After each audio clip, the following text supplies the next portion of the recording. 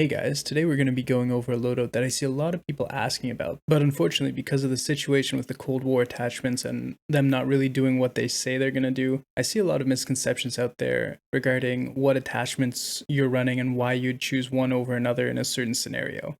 So today we're going to take some time to really go into each attachment, see the different stats, and really determine which FFAR build is right for you. And just so you guys know, if you want to take a look at these attachments for yourself and look at all the data for all the different guns, you can do so on truegamedata.com, which is an absolutely great website that compiles as much data as it can about the secret abilities of all these attachments that really is just not available in the game for us. So go check that out. Alright guys, the first thing we're going to look at now is the barrel attachments. So really what you see a lot of people saying is you got to run the takedown barrel. And they say that because it's going to increase your ADS movement speed.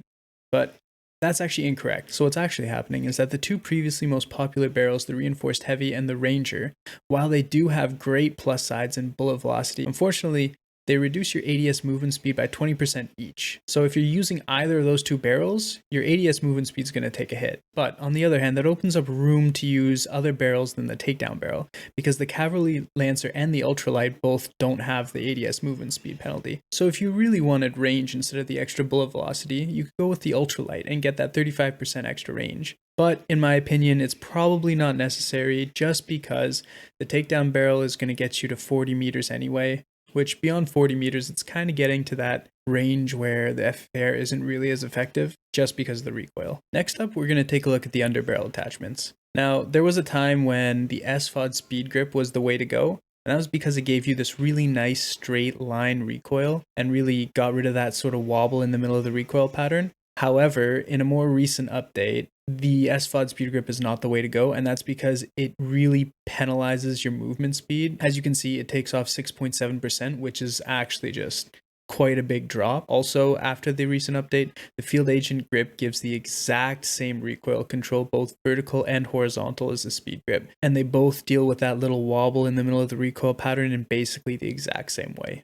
Alright, so next up we're going to look at the muzzle attachments, which I think is pretty straightforward. You're going to want to go with the agency suppressor, and that's really because it gives you the little bit of extra range, but mainly it gives you that 25% bullet velocity as well as a little bit of recoil control. Now I've seen some people say that, if you're using the FFAR as an SMG, which a lot of people do, that you would want to just go with a suppressor instead, because what's more important is you don't get that 20 millisecond ADS penalty on the agency suppressor. However, to be honest, it's just a huge range debuff as well as a bullet velocity debuff. You end up losing like 67% bullet velocity compared to the agency suppressor, which is it's just too much. And also it's going to take that damage range down to 30 meters, which for me just doesn't make any sense, even if you're using it as an SMG, because the FFAR is really, it's just a beast, and you can use it easily up to 40 meters, which is the damage range you're going to get with the agency suppressor. This next one is pretty straightforward. The ammunition you're going to want to go with is a Salvo 50 round fast mag, and that's because even though it says it does, it just does not have an ADS penalty, and that's been known since basically the Cold War integration. All those other mags, no.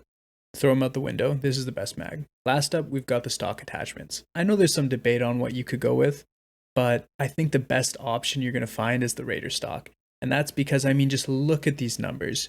You get a massive reduction in your sprint to fire, tactical sprint to fire, and a massive boost to your ADS movement speed. Now, there is one instance in which you might want to go for something else, maybe like the CQB pad. Even though I do think the Raider stock is actually just overall the best option, there is some room for personal preference here. So I think what we have here is a loadout that really makes the FFAR a beast. What we've really done is we've just maxed out the movement and handling of the gun. So now if you're ADS and strafing your target, you're actually just moving faster than if you didn't ADS at all, which is pretty crazy for a gun with a TTK this low. However, while the ADS strafe speed is one of its largest strengths, in some instances, it might throw players off. And really what we're talking about here is sniper support. So what that means is you're in scenarios where you need to stretch out the range of the gun and hit targets just that little bit farther than you normally would using it as a close quarters combat gun. And in that instance, some people get thrown off by the extra ADS speed. It makes them overshoot, it makes them miss their target. They find it totally crazy because no other gun really acts like this except for the Cold War guns with their Raider stocks. In that scenario, I think you'd be fine to throw in the CQB pad, However, if you can get used to the ADS strafing speed, you can really